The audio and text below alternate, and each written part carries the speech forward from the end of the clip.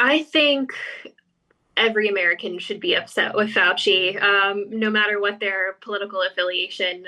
This was somebody who was the head of U.S. biodefense. Much like J. Edgar Hoover, he was sort of embedded in government for decade upon decade upon decade, and accumulated massive influence over that time, overseeing a multi-billion dollar portfolio.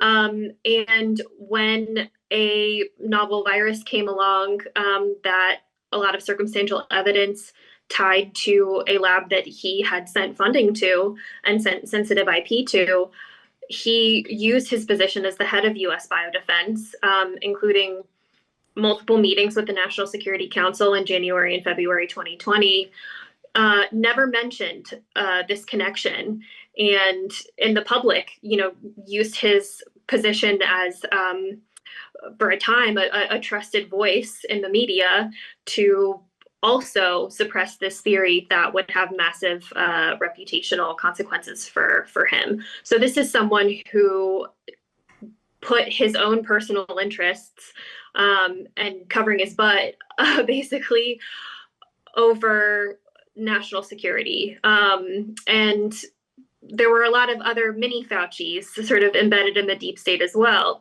who, when presented with evidence, looking at the viral genome, and the viral genome contains clues suggesting engineering that Chinese authorities couldn't hide. Chinese authorities, they can, order their labs to destroy samples. They can delete sequences from databases. What they can't do is hide the genome of the virus itself.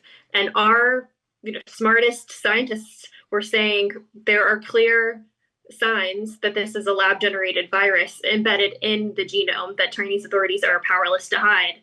And Fauci used his enormous influence to suppress that fact. COVID infected Democrats and Republicans, and I think no matter what your affiliation is, you should be upset that you were deceived for years.